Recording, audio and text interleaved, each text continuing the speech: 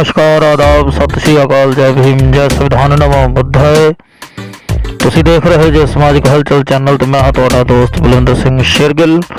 ਆਓ ਬਾਬਨ ਮੇਸ਼ਰਮ ਹੋਣਾ ਦੀ ਜ਼ਬਾਨੀ, ਜਨਾਬ ਹੋਣਾ ਦੀ ਜ਼ਬਾਨੀ ਸੁਣਦੇ ਹਾਂ ਕਿ ਨਾਗਵੰਸ਼ੀਆਂ ਦਾ ਇਤਿਹਾਸ और उन्हों का पिछोकड़। धन्यवाद जी।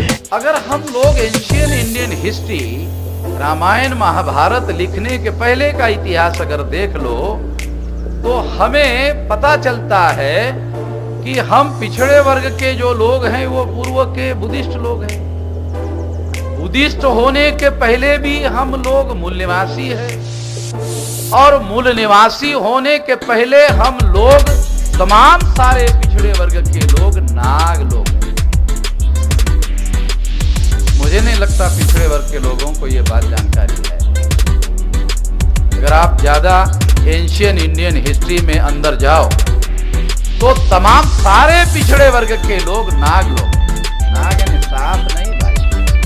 तो हमारे लोग बोले अरे तो वामन मेश्राम हम तो सांप कह रहा, सांप नहीं नाग लोग। तो ये नाग लोग है। तो नाग लोगों का झगड़ा था ब्राह्मणों के साथ, इसलिए नागों को 6247 जाति के टुकड़ों में बांटा ब्राह्मणों ने।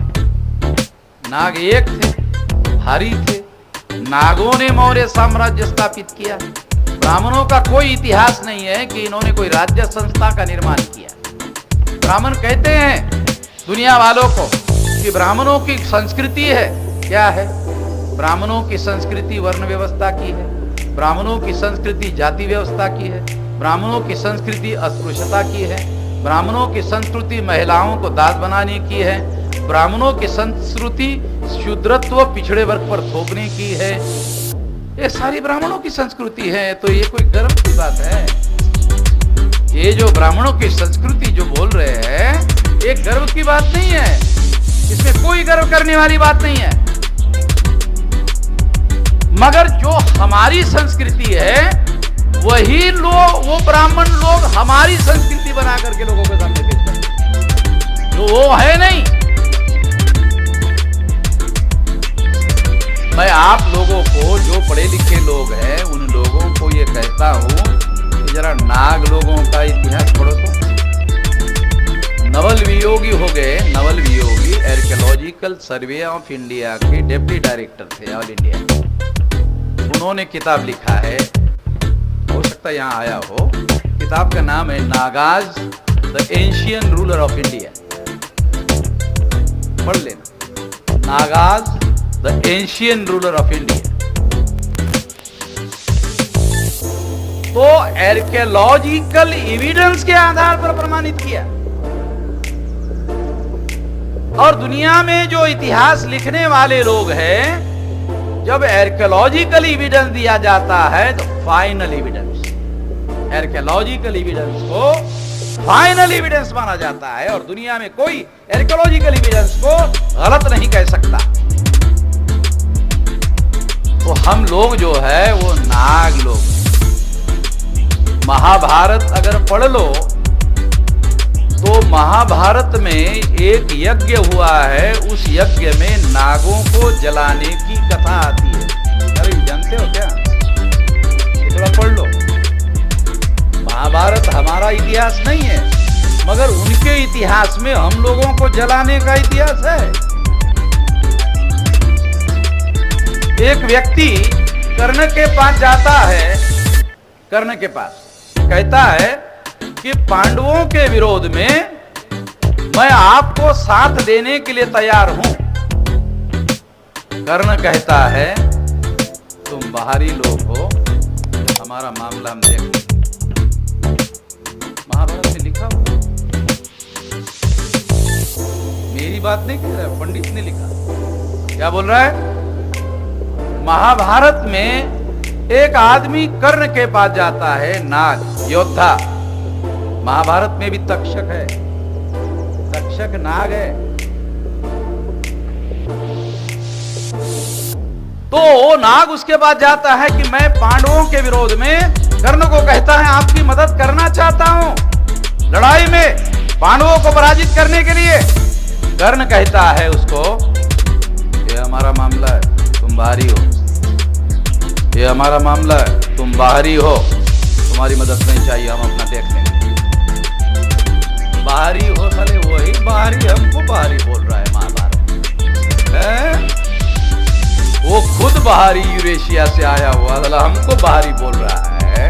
मतलब रिकॉर्ड आपको बता रहा हूं, ब्राह्मणों के महाभारत में भी हमारा इतिहास दूसरे तरीके से लिखा हुआ है। समझने की दृष्टि चाहिए, जिसके पास दृष्टि है वो समझ सकता है, कोई भी नहीं समझ सकता। तो इसलिए मैं आप लोगों को बता रहा हूं, हम लोग नाग लोग हैं, और मैंने कभी ब्राह्मणों को नाग पूजा करते हुए नहीं देखा। दुनिया की पूजा करता है मगर नाग पूजा, ब्राह्मणों को नाग पूजा करते हुए कभी नहीं देखा। और सारा देश का Bahujan Samaj, SC ST OBC ये नाग पंचमी का त्योहार मनाता है। भारत में नाग पंचमी का त्योहार जो है वो नेशनल लेवल का है।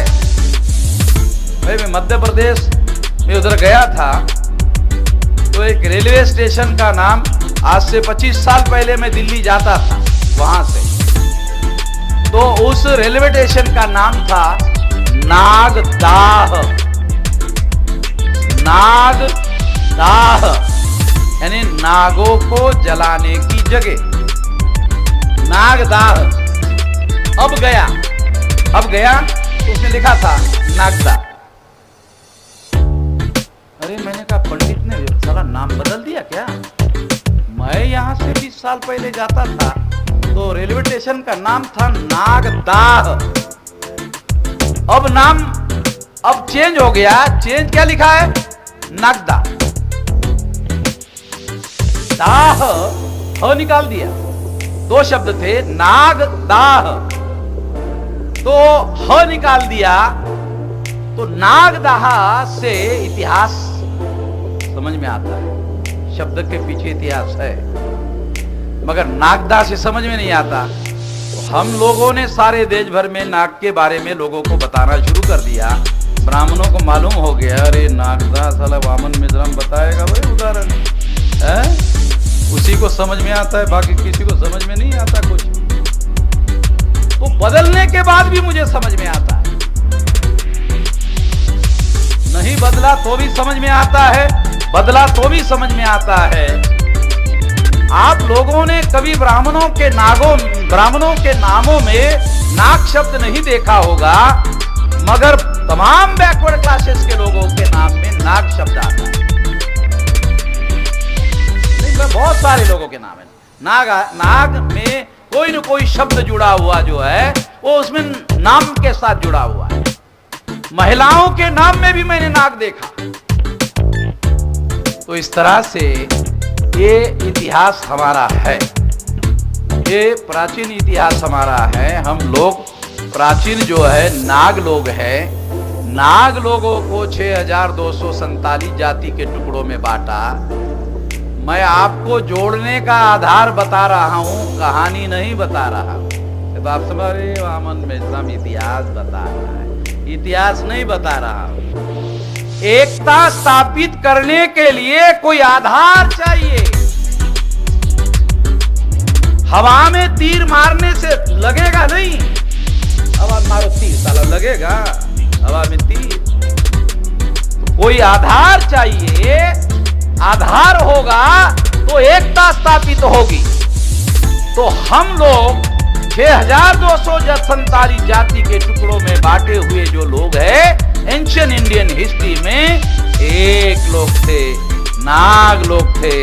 जब आप ये बताना शुरू करोगे तो सेंस ऑफ यूनिटी का भाव 6247 जाति के बीच में दिमाग में एक भावना आएगी। भावना, विचार दूसरे नंबर पर आएगा, एकता तीसरे नंबर पर आएगी, पहले आएगी भाव भावना। दिमाग में एक भावना होनी चाहिए।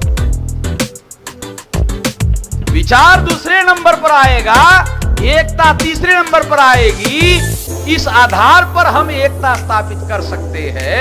ये एकता स्थापित करने के लिए बहुत बहुत बहुत महत्वपूर्ण आधार है।